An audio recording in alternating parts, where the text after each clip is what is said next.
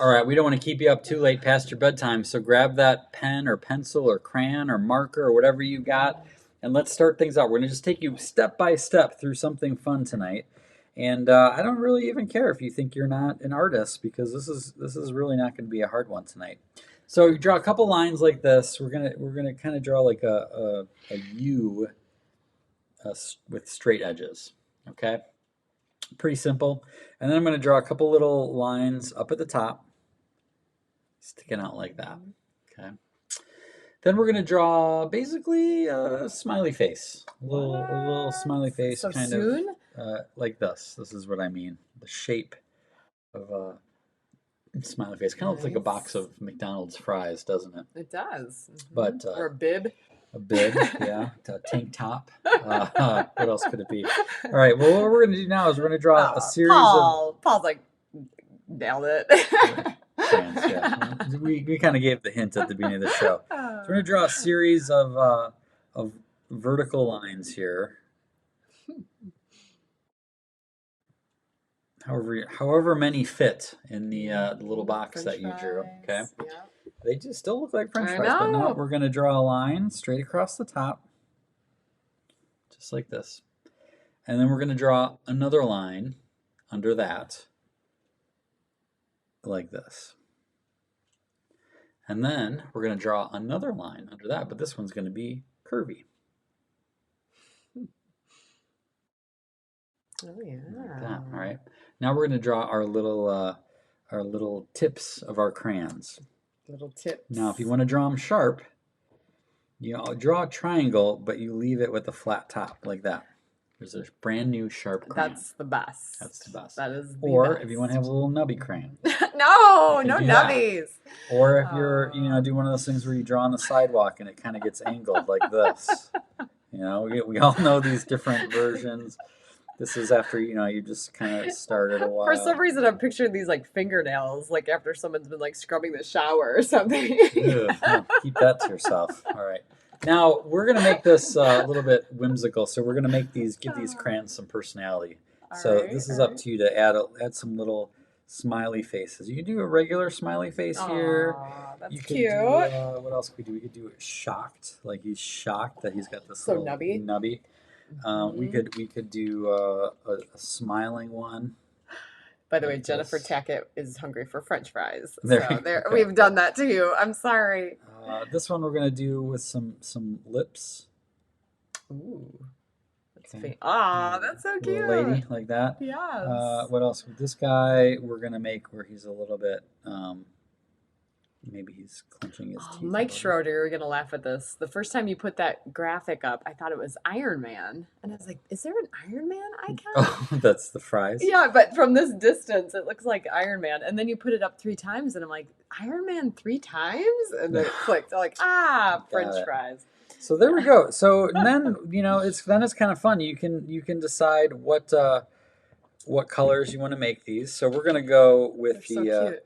The typical sort of Crayola color. Now, while I'm doing this, do you want to share with them when I did Penguins Can't Fly, when I wrote that book, what they made me do, because I had some artwork in there. Oh, yes. So, yes, there was a piece of artwork that looked very similar to a Crayola box, right?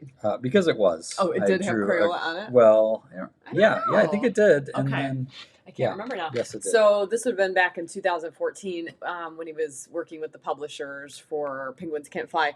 And of course, in the editing process, they're like, oh, no, we can't have this look like Crayola. Legal team didn't like it. No.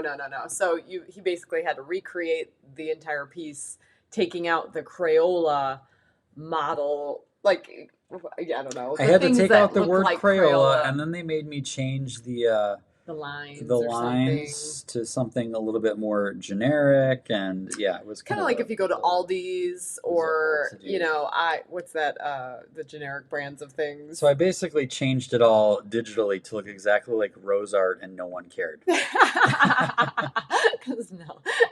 Rose what? It's a little inside joke. So we do color these are bright colors. Color in your little guys however you want. They're adorable. I'm going to give you a little tip here to kind of add a little extra oomph to it. Kara says Rose Art wouldn't have done that to you. You would think with a daughter named Rose that we would be all rose art all the time, but we know better. wax, terrible colored wax doesn't work. It just doesn't give you the same as whatever magic formula Crayola has figured out works, you guys, right? Okay, so you put a Yeah. little lines in there to be reminiscent of your favorite crayon company. Put a little smile there, and then just this little extra something that you might want to do. Steven, how about rose art? Uh, R-O, right? Is if you put a little white dot, we'll do white. Saves time. Are you teaching us like how to A make it little look extra really... something right up in the top here, and now you get this little waxy. Looks like wax, right? Yeah. And if you want to do a little bit lighter color of the if you have the ability to, right on the edge here, that will little shadow. give it the next. Oh, it's like one shade lighter in that it's color. one shade lighter than the color of the crayon. This is my favorite part, you guys, when he tells you those secret little things that you honestly wouldn't know as like a non-professional artist or, illustration major or whatever, however you know that, all the years of experience. I love this. That's my favorite part.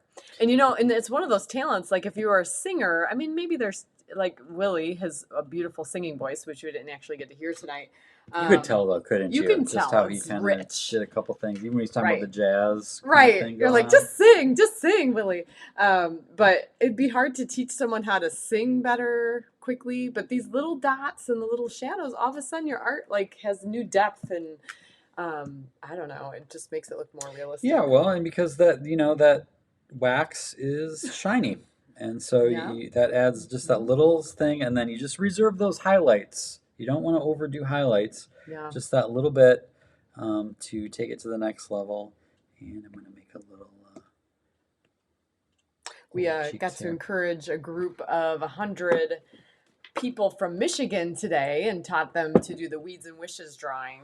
So that was pretty fun. It's always neat to have a new group and they're seeing Weeds and Wishes for the first time. Many of you have seen it for years, right? That's been around our brand for so long. So it's always neat to see it through new eyes of like, oh, Weeds, Wishes. Like it was kind of fun moment. Yeah, it was pretty cool. Unfortunately, it wasn't on Zoom. We didn't get to see the results of it. Sometimes they'll hold it up to the screen, which is pretty rad. So, all right. Well, that is there's our box of silly crayons for tonight. And with being short on time, we don't have time to show drawings from last week. But please, if you drew your crayons this week, send it to kj@escapeadulthood.com. Next week we'll have all kinds of drawings from that have been sent in. We always love seeing them.